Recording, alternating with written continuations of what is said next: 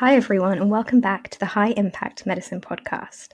High Impact Medicine is a community of doctors and medical students hoping to lead impactful and meaningful careers. This podcast chats to medical doctors pursuing diverse career paths, ranging from public health, entrepreneurship, humanitarian medicine, and so much more. As medical students, we want to do the most good, but it's not always clear where to start. I hope these discussions will leave you informed and inspired. Today's episode is a little bit different from usual.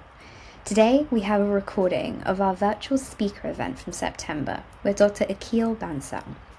He's a medical doctor, global health researcher, and the research advisor for Help Women and Girls Fund at the Life You Can Save.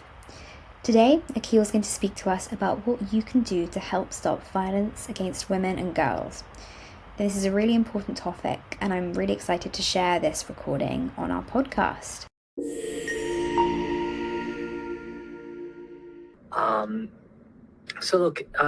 It's a nice small group of us, so we'll keep it kind of light. So my name is Akhil. I'm a physician. I'm based in London at the Royal Free Hospital. I'm an internal medicine doctor, and I also kind of do some global health research and grant making work. I thought what could be quite interesting, relevant to some, maybe not as much others, is rather than just presenting this as the cause area and these are the interventions, I will be doing that, but I want to go chronologically through how I got interested in this area, how my work has evolved in it, and how my grant making has kind of arisen. Because I also think that might be useful for people thinking about an area that they want to invest in or look into, and what that process looks like, and some of the things I've learned along the way. So I thought that might be a nice way to structure it, rather than a kind of didactic presentation on violence against women and girls entirely. So I've been working as a doctor since the start of 2021. I graduated in 2020. While I was working, while I was a med student, also working as a junior doctor, I worked in an area off Sydney in Australia where we were in a part of the city where it was a fairly rough part. And so we would see at our emergency department a lot of women and girls come in who had been victims of violence. And this was always something that had stuck with me, but I hadn't really known what to do about it. I had done some training courses on gender informed care as an A&E doctor when I was an F1, but beyond that I thought, that's kind of, it's an awful thing to see so much and so frequently. And then in 2022, I started working at Charity Entrepreneurship. I got more involved in Effective Altruism and worked as the global health researcher at Charity Entrepreneurship. And through that, I learned a lot of the tools of how we can prioritize cause areas. So I'm sure it's familiar to everyone here, but the kind of tractability, neglectedness, scale kind of framework that I'd seen. And through that job, I'd also learned kind of how to assess cause areas and interventions through those frameworks and other kind of frameworks that I'm sure we've all seen and I wrote about when I wrote about this area. At the end of 2022, Open Philanthropy put out a cause exploration prize, and they were basically looking for new potential areas that they could start as a program in their global health domain. And so they invited people to present potential cause areas. And I remember there was a good amount of prize money attached. So I was sitting at home with my partner and kind of thinking like, what potential cause areas could we look into? And she's also a physician and she had worked in the same hospital as me. And we'd spoken a bunch about how much we had seen victims of domestic violence present in our A&E. And she's always been quite critical of effective altruism on the basis that there are a lot of interventions and cause areas that are not as simple as, vaccines and malarial bed nets. At the end of the day, doing a cost-effective analysis of a vaccine or a bed net is very simple. For a vaccine, you know what the incidence of a disease is before, you know what the mortality rate is, and you know with a vaccine how effective it is, right? And those are basically the only parameters that you need to do the cost effectiveness analysis. And even though the give-on models look very complicated, they are relatively simple for a quick or a simple one-step intervention like that. But something more complicated and more systemic and more foundational, maybe in a more social intervention like violence against women and girls, she always felt like this is something that might be systematically missed by a movement that looks for quantifiable interventions. And so I kind of thought, okay, well, let's put our EA hat on and let's see how this cause area looks from the perspective of EA. And I'll try, and I know that it's going to be difficult to quantify a lot of these things because the effects of violence on women are profound. There's physical, there's health, there's mental health, there's social, there's family, and there's short and long-term consequences of all of those things. But let's just have a look at the area. And so I spent actually not a lot of time doing the research, and I'll get into how kind of I approach the research and things like that. But I thought, okay, let's have a look into this area. And I used that kind of scale, tractability, neglectness framework. And, you know, I didn't have a strong sense before I started this of what I was going to find. I also was not an expert in this area. So my level of knowledge beforehand was, I'm a physician, I have seen violence against women and girls on the front line, and I have some research skills through my job. And so kind of going through what I found.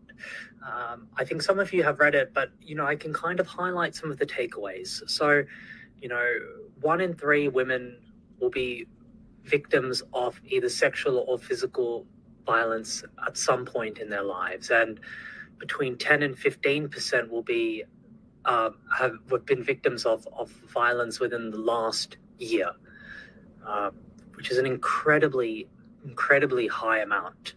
And the global burden of disease, which is kind of the authority on kind of telling us what the burden or the health burden of any particular condition is, estimates that it's responsible for 8.5 million disability-adjusted life years and about 70,000 deaths. It's important to bear in mind that 8.5 million DALYs is definitely an underestimation, because the only things that they look at there were physical, like femicide as a result of violence, or actual physical injuries and what they resulted in, and higher rates of depression and anxiety. They don't capture any other of the impacts that violence may have on women. And so that is in and of itself I understand, because the global burden of disease is a very large, reputable source. They have to have quite high evidence to claim that any particular disease or condition causes health impact. But it's important to bear in mind that that is a very narrow, probably limited conception of what the DALY burden or the health impact of violence is going to be on women. It doesn't account for any of the economic, long-term effects, cultural effects, any of those kind of things. But even then, from those metrics, you can tell it's a huge issue. And, you know, for young women in particular, women between the ages of 25 and 29, it was a top 3 to 5 killer of women in a lot of countries. And I mean, I've kind of mentioned this, but we can all kind of think about, or might know, what the effects of violence would be for a woman in the short and long term. And so part of my work was trying to map what that specifically was. So, I mean, I kind of thought about it in terms of a few different areas. I thought about the physical effects of violence. So women are obviously have acute physical injuries, and there's also, that includes femicide. There's sexual and reproductive health implications, so unintended or unwanted pregnancies, pelvic infections, STIs, unsafe abortions, fistulas. There's mental health effects, depression, anxiety, self-harm. We know that these things are more likely for women who have been victims of violence. And then also there's behavioral implications in the short and long term. It's associated with higher rates of alcohol and substance abuse. It's associated with lower rates of contraceptive and condom use, probably because of fear or difficulty in accessing some of those services. So that portrayed a very clear scale of this issue, and that wasn't even touching on the economic implications. So we know that when women are victims of violence, for an individual woman, it means she will probably, if she's working, she will be taking time off work because of the physical and mental health implications, but also it decreases workforce participation. If you live in a society where, let's say, for example, in parts of India, there have been some studies for women who are not in the workforce, to what extent fear of violence or sexual harassment disincentivizes them or stops them from entering the workforce in the first place. These numbers are not trivial, right? And so it was even hard to capture the economic effects. So I only looked at the amount of days taken off work due to being a victim of violence, which is very simplistic, because on a broader cultural level, we might just have lower workforce participation of women because it is not safe for them to work. But this was kind of some of the work on mapping the scale of the issue. The next thing to assess was, is this a neglected problem or not?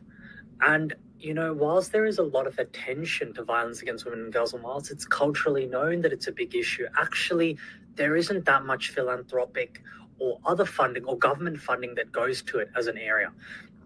There are some domestic programs that are run, but I was really surprised with how little funding flows into the area. There's very, very little. So it was very even though it's a well-known issue and an issue that a lot of people care about, which I'll get onto more later, it wasn't one that was receiving a significant amount of actual funding. People weren't actually investing in the area. The third and trickiest question, and I think where I was least confident that we would find something that looked very good from that EA mindset, was tractability. So are there actually solutions here that can make a big difference? And I used a medical framework here that I actually really like using for all health interventions, which is like primary, secondary, and tertiary prevention. So primary intervention is stopping something before it happens. So that's, I'll take an analogy to another area. So that would be something like assault or a sugar tax to prevent obesity or hypertension. Then you have secondary prevention, which is early detection and intervention. So that would be screening of folk who are at risk of hypertension, screening folk who are pre-diabetic and making sure that we treat them early. So early detection and intervention. And then tertiary prevention, which is treatment of a condition that already exists. So someone already has diabetes or hypertension, and we're now treating them with appropriate pharmacological and non-pharmacological therapies. So the way that looks for violence is primary prevention is stopping violence before it happens, secondary is early detection and intervention, and tertiary is treatment of violence after it has already occurred. And so I split the way I thought about the interventions into these three boxes and looked at, okay, what are all the interventions out there and how effective are they? And where is the relative focus? And look, I think understandably, of the limited funding that was in the area, a lot was on tertiary prevention, so treatment of violence that has already occurred. And I want to make it clear that I think that all work in this area is very valuable. But what we found when we looked at tertiary prevention was the things that would fall into this category are things like safe houses and protections for women, treatment of their injuries, providing contraceptive and other health advice after violence has occurred. Unfortunately, for survivors of IPV was at a time when a lot of the damage had already been done, and there were, depending on where we are in the world, for most places, actually, this was where most of the money was going to. And so whilst there is a lot of work to be done for expanding services for victims of IPV, it didn't look incredibly cost effective and was probably the least neglected. Secondary prevention, like screening and referral of at-risk women, was an area that I was really interested in, but there was really low quality data available. So I think that that's an area that could be quite promising, but there was just not much available. So, we know that there are some populations who are more likely to be victims of violence, so women who marry early, women who work as sex workers or in other professions that are high risk. We know that there are at-risk populations. And so I think logically it would follow that there would be some interventions that would be good for at-risk populations, but there wasn't much data. Then we looked at primary prevention, preventing violence before it happens. And to me, I was least sure what was going to work here, because obviously the drivers of violence are not, they're quite foundational. They're related to culture and gender norms, and those things are traditionally not easy to shift.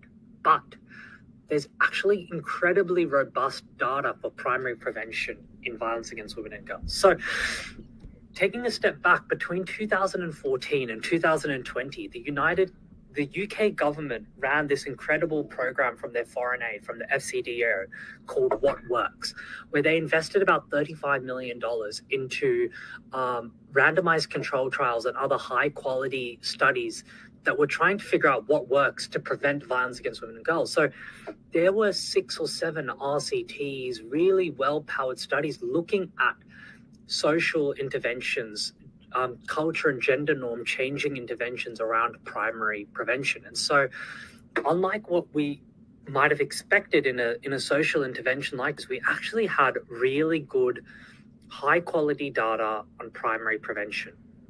And there were a few different types of programs for primary intervention that existed. The first, and the one that existed for a while before, is self-defense training. So there's self-defense training for adolescents, and it's self-defense training and also like de-escalation training. So it's self-defense, both physical and non-physical.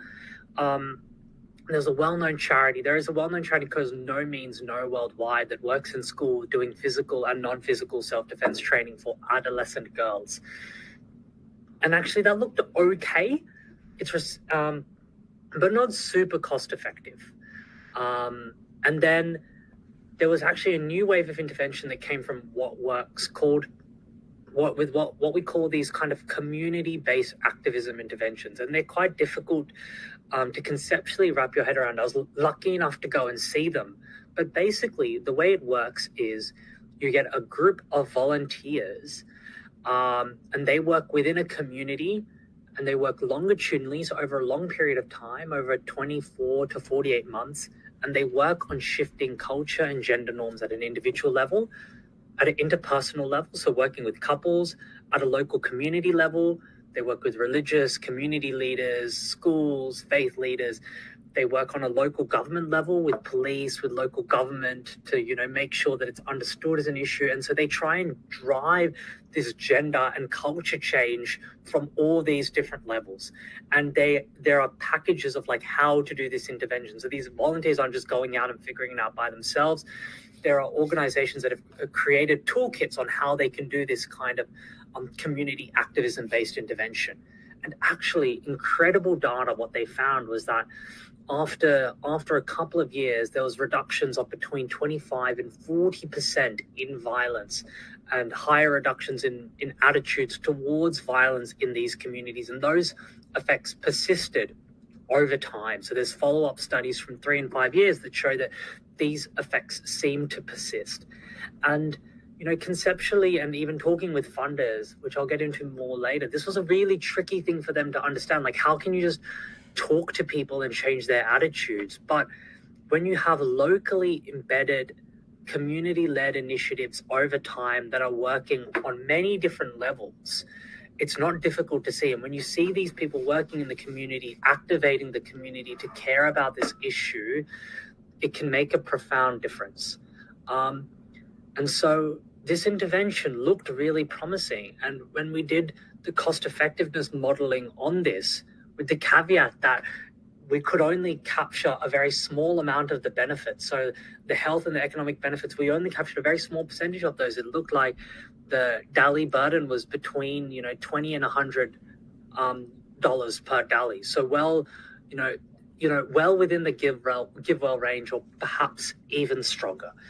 And that's beyond thinking about any of the benefits of social equity, gender rights and equality, like all those kind of intangible values of living in a more fair and equitable society for all people. We're not capturing any of those benefits. We're not even capturing all the health and economic benefits. And so when I was talking to Open Phil and talking to funders, I was like, look, this is the modeled cost effectiveness. You have to add on to that whatever you think the social or cultural value of this is beyond those things that we can't model. And so it looked like an incredibly cost-effective intervention.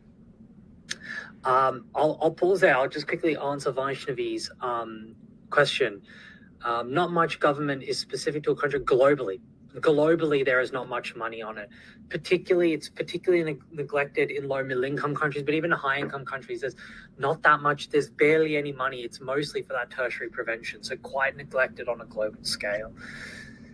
So I did this work for Open Phil. I wrote that report, and they were interested in the cause area. So I then, over the course of January, February, March 2023, they asked me to produce some more work on the area. So they commissioned me to do some more work. And so I dug into my models. I made them more robust. I looked into the interventions more. I looked into charities doing those work and talked to, a dozen, 2 dozen charities working in the area, understood what they were doing, and came back to Open Phil, I think in March of April of 2023, and said, hey, like I've updated our cost effectiveness models. Of course, when you add lots of complexity, it still looked quite cost effective. I think my revised estimates are around $100, $120 per DALI. And I found, after a lot of searching, 2 or 3 charities that were doing this cost effective intervention in a cost effective way. The things that I want to mention here are, there was a bias here. We were looking for charities that were large enough to have at least 100K of funding, so we would have missed some small charities. We also may have missed charities that don't have any of their communications in English. I talked to lots of experts to try and understand who worked in the target areas that we were looking at to see if we had missed any charities, there was any on their radar. So we tried to be as systematic and robust as we could, but there is of course those biases in the charities that we identified. But I took that to Open Phil, and unfortunately, this was when crypto was crashing and the financial stocks were crashing. And so their original hypothesis was that they might start a cause area in this area. And they very transparently said to me, look, if we were expanding our funding on global health, we probably would start a cause area in this area, but we're actually contracting our funding in this area. So we're very sorry, but we can't make any grants in this area. They were very upfront, and the situation changed in a way they couldn't have predicted. But through this work, I'd kind of been figuring it out as I'd gone along with the research, talking with charities, doing that evaluation, and I ended up doing quite a lot of work. Again, I wasn't an expert in the area, and I think it's really important whenever you're doing work to make sure it's really clear. As doctors, we're always told the first thing when you're doing a handover is, who are you? My name is Akhil. I'm the medicine trainee. And you're always meant to introduce yourself and your position. And so, it's really, I'd never claimed to be an expert in this area, but I had amassed some knowledge of it. And I didn't want it to sit idle. At the same time, I was starting to get different individuals and organizations approach me based on some of the work I'd written and ask for advice on where they should be giving money. And that ranged from, I had a colleague who I peripherally knew, and his mum was thinking of giving $2,000 or $3,000 to Violence Against Women and Girls charity. And so I had a call with her and we chatted through it and we talked about where she could give her money. And then I also had a high net worth individual who wanted to give $500,000.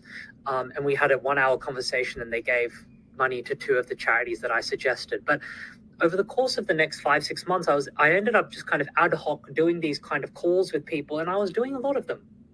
And I wasn't really doing any active outreach, kind of through word of mouth, because I think this is an area that we all understand. I think we all, regardless, have some personal connection or deep understanding of what violence feels like and how disempowering it is for women. It's an area that people naturally care about and feel like they want to contribute to. And so there was a lot of people reaching out to me, I hadn't actively done it, who wanted to give to this area.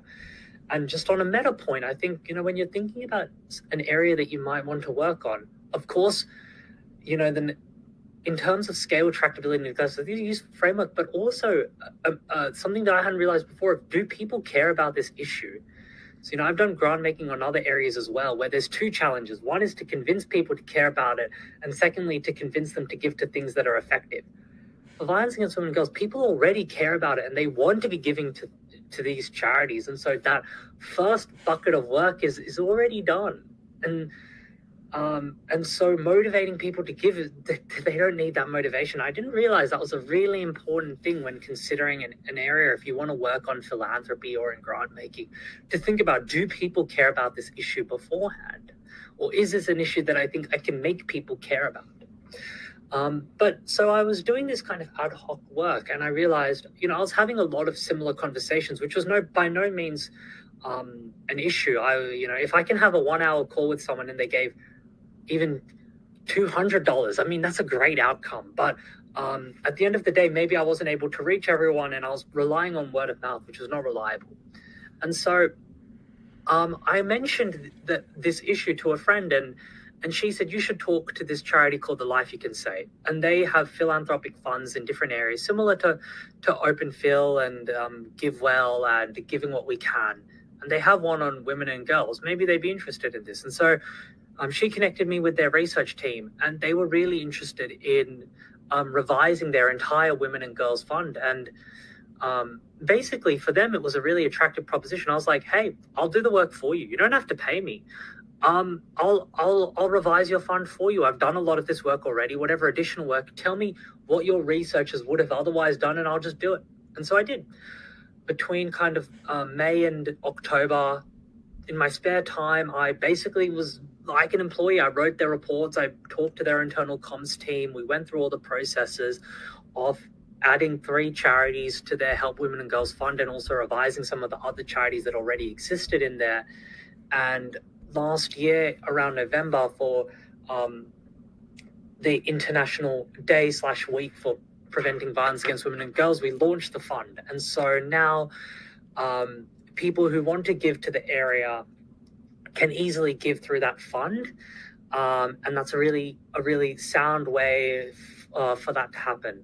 In terms of what I currently still do for that work, for violence against women and girls, so I am a research advisor for that fund, so we're continually keeping an eye on the latest research and charities that are working on that area to make sure that the charities that we have in the fund are the right ones, and there's not interventions where there's new evidence base, so we should be adding or removing things. So that's my role there, and I continue to work kind of with various different folk and some funders who have specific needs. I will jump on calls with them and help them with tailored giving plans, helping organizations like Founders Pledge and others who are thinking of having cause areas for violence against women and girls, and kind of helping with ad hoc campaigns. So for example, a few weeks ago, there was a Ugandan marathon runner, quite a famous and very good marathon runner, who was burnt alive by her husband. And so High Impact Athletes, which mobilizes athletes who are very good in their sport to give money to charity, wanted to do a campaign around this. And so I've been working with them and some of their athletes to, get them to be ambassadors and give to some of these charities and things like that. So these kind of ad hoc things kind of come about here and there. So really those are the main things that I wanted to talk about. I think that the takeaways are, it's a really important area. There are actually not that many charities working in it. So we only found 3 charities. The caveat is we were looking for cost-effective charities that could absorb at least $500,000 in funding a year, but there weren't that many charities there. So there's a gap here for more charities and more efforts here. There's also, all those charities still have room for more funding. So it's a very, very neglected area. And even though there is a bit of maybe a mental barrier in understanding some of these interventions and how effective they are, there are incredibly cost-effective interventions. And then on the meta level, I think, my main takeaways were, 1, you don't have to be a PhD expert working in an area for 20 years. When I was having conversations, I always felt like an imposter. I'm like, who am I to say what charities should be given to this area? But then I talked to my wife. She's like, well, no one else is doing this. No one else is trying to push these charities forward and put it on the philanthropic agenda. As long as you're not lying and pretending you know everything about this area, what's the counterfactual? The counterfactual is no one does this, right? So you don't have to be an expert. As long as you're clear about your expertise, you should feel confident to try and do something and make something happen. Talk about your work and share your working. So I shared my work on the forum. I talked to people about it. And because of that, opportunities arose that I never would have thought possible. But sharing your work and talking to other people about it is really, really beneficial. I think, and also always be collaborative. So at all different points, if I kept this work to myself, it wouldn't have gotten anywhere. So I always tried to speak with experts, speak with other organizations. I've always been willing to give my time to people. Like, I could have gone to Founders Pledge, who are looking into violence against women and girls, but you can just read my reports and then let me know if you have questions. But I jump on calls with them and help answer their questions. They have research uncertainties. I will go and research it for them on their behalf, or connect them with experts. If you're interested and passionate about an area, offering value for free always comes back to help you. And so where you can be a helpful team player to the ecosystem, I think that's one thing that I think is really good in EAs, that people tend to be quite selfless and help other people around them doing work. But I think that there's a lot of value to doing that, and I've learned that kind of firsthand through this as well. But I'll stop there. That's all I really wanted to say. And that's it. Thank you very much for listening to this recorded talk, and thank you, Dr. Akhil, for spending the time speaking to HighMed. I think there are some really interesting points you've raised and really exciting work happening in this space, and I really look forward to seeing how it develops. As always, we'd love to hear from you listeners. If you have any suggestions for future podcast guests, please do get in touch via email. That's highimpactmedicine@gmail.com. And do leave us a rating on Apple Podcasts or Spotify. It really helps us out.